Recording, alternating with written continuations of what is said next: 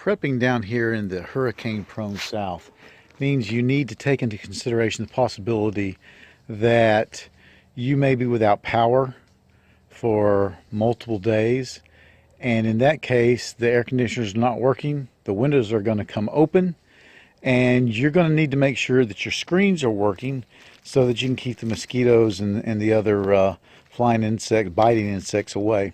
And that's one reason why I prep to repair my screens. I've got a screen repair kit, a little spline tool, spline, extra screen, and this stuff's not expensive, but it really can come in handy.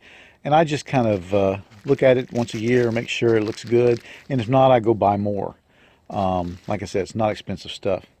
The other thing I do is I prep with mosquito netting in case all that happens and either that's not enough or I just want to be extra careful.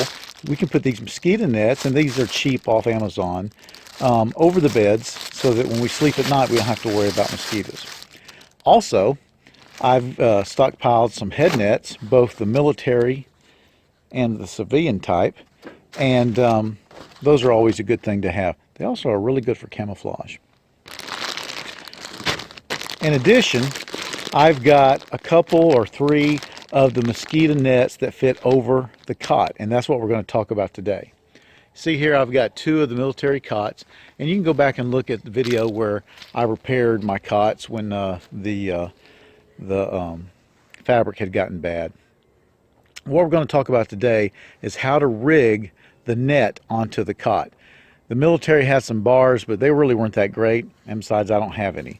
So we're going to build our own mosquito bars today to fit the military mosquito net and cot. Now, before I get started with how to build the mosquito bars, let me talk about something that troubles me. In my preparation for this video, I of course wanted to see if someone had already made videos about mosquito bars. In that case, I wouldn't do one.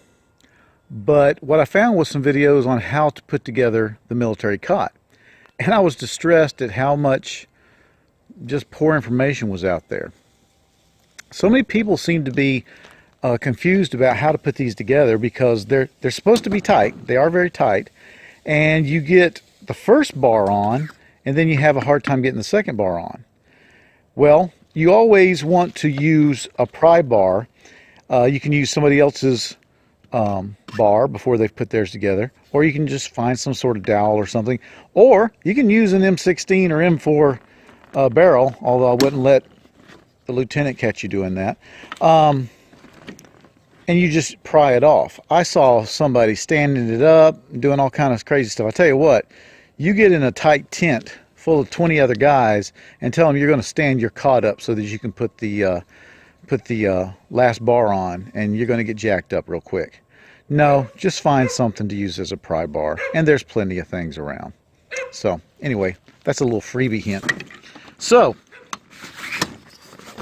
I want you to notice when you look at a military cot bar that you've got all these different holes, and notice that on the farthest out holes, on one side you have a hole that diameter, on the other side is a much bigger diameter. There's a reason for that. You want to have the larger diameter hole on the top.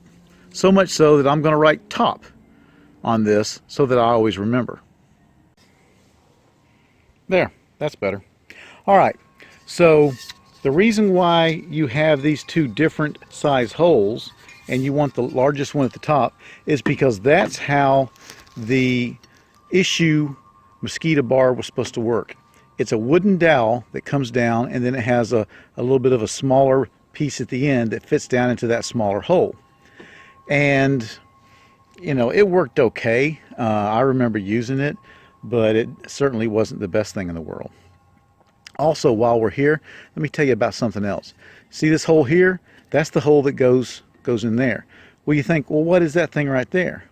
Here's what that little plastic donut outset is.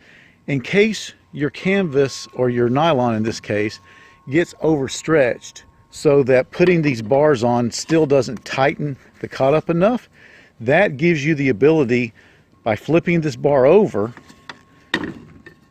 to have that much more offset to tighten up the cot that much more. Does that make sense?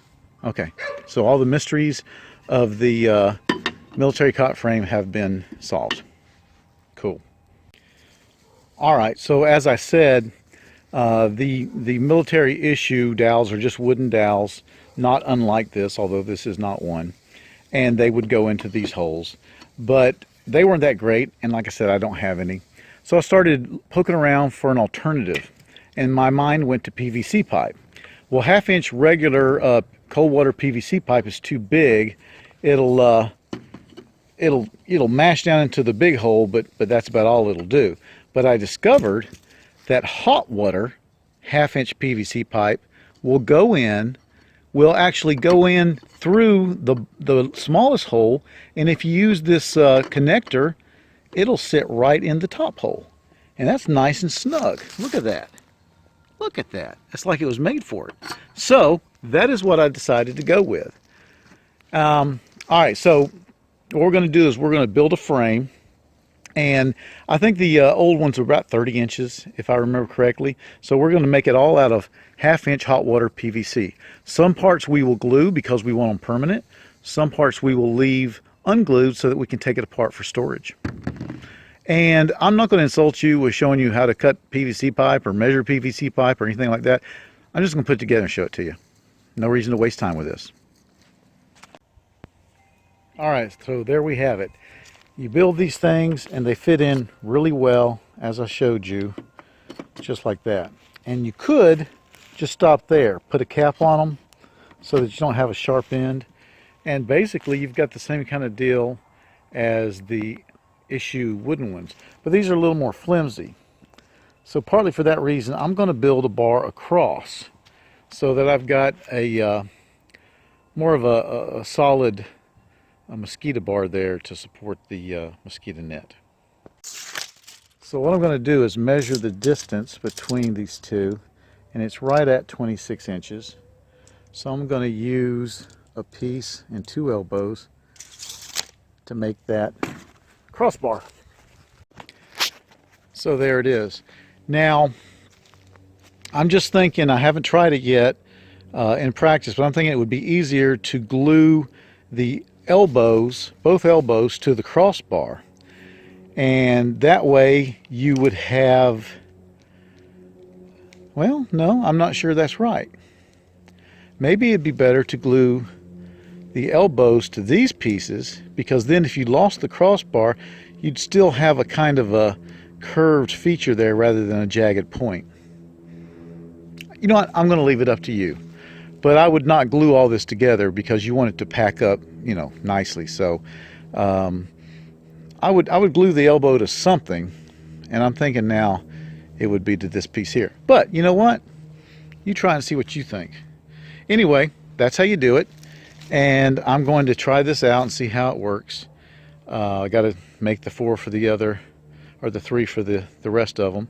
But I think that's a good way to go to make this improved mosquito bar.